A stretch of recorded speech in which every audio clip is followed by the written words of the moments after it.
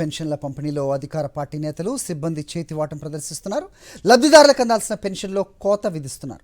పలు చోట్ల పంపిణీ చేయాల్సిన పెన్షన్ డబ్బులతో ఉద్యోగులు ఉడాయించారు. బాధితుల ఫిర్యాదుతో అధికారులు చర్యలు ప్రారంభించారు. వాలంటీర్ల ద్వారా పెన్షన్ల పంపిణీకి మంగళం పాడిన కూటమి ప్రభుత్వంలో లబ్ధిదారులకు తొలి నుంచే కష్టాలు మొదలయ్యాయి. పల్నాడు జిల్లా మాచర్లలో పెన్షన్ పంపిణీలో సచివాలయ ఉద్యోగి చేతివాటం ప్రదర్శించారు. మాచర్ల 9వ వార్డు సచివాలయం ward welfare and development secretary Mudavath Valu Nayak పెన్షన్దారుల వద్ద నుంచి కమిషన్ పేరుతో 500 రూపాయల చొప్పున వసూలు చేశాడు. 6,500 ఎత్తండమ్మా.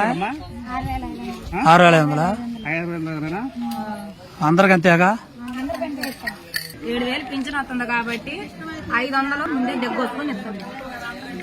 కొందరు లబ్ధిదారులు ఈ విషయం మున్సిపల్ కమిషనర్ దృష్టికి తీసుకువెళ్లడంతో ఆ ఆరోపణలపై నాయక్ను సస్పెండ్ చేశారు.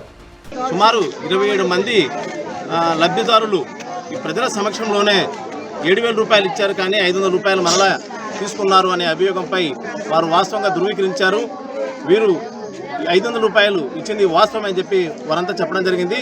అదేవిధంగా వెల్ఫేర్ సెక్రటరీ వాలు నాయకుని కూడా పిలిపించి ఇదే సమక్షంలో ఉన్నారు. ఆయన కూడా అడిగితే తీసుకున్నారని చెప్పి ధృవీకరిస్తూ సంతకం కూడా చేశారు. ఇదంతా ధృవీకరణ జరిగింది కాబట్టి అతన్ని ఎవరైతే మన రూపే కాలనీ వెల్ఫేర్ సెక్రటరీ వాలు నాయకులను సస్పెండ్ చేయడానికి రికమెండ్ చేస్తున్నాను. ప్రొద్దుటూరు 7వ వార్డు సచివాలయంలో పెన్షన్ పంపిణీ కోసం తెచ్చిన 4 లక్షలు చోరీకి గురయ్యాయి. సచివాలయం సిబ్బంది మురళీమోహన్ ఆ సొమ్మును తీసుకువెళ్తుండగా కనిపించకుండా పోయింది. తాను డబ్బులు తీసుకెళ్తున్న క్రమంలో పాలిటెక్నిక్ కాలేజీ వద్ద కళ్లు తిరిగి పడిపోయానని, ఆ టైంలో ఎవరో డబ్బు తీసుకువెళ్లారని మురళీమోహన్ తెలిపాడు. ఈ ఘటనపై కమిషనర్ రఘునాథ్ రెడ్డి, సిఐ వెంకటరమణ దర్యాప్తు చేపట్టారు. పోలీసులు తమదైన స్టైల్లో విచారించగా ఆ డబ్బును అతడే వాడుకున్నట్లుగా తేలింది. దీంతో అతన్ని సస్పెండ్ చేశారు. మరోవైపు పశ్చిమ గోదావరి జిల్లా పాలకొల్లు మండలంలోని లంకల కోడేరు సచివాలయం కార్యదర్శి బి రాము పింఛన్ల డబ్బు 2.5 లక్షలు తీసుకుని పరారయ్యాడు.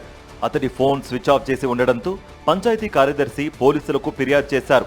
విజయనగరం జిల్లా చీపురుపల్లి మండలం కార్లం సచివాలయంలో వ్యవసాయ సహాయకునిగా పనిచేస్తున్న రాఘవకు పింఛన్ల పంపిణీ చేయమని అధికారులు 3,96,000 రూపాయలు అందజేశారు. రాఘవ ఆ డబ్బుతో మాయమయ్యాడు. దీనిపై అధికారులు విచారణ చేపట్టారు.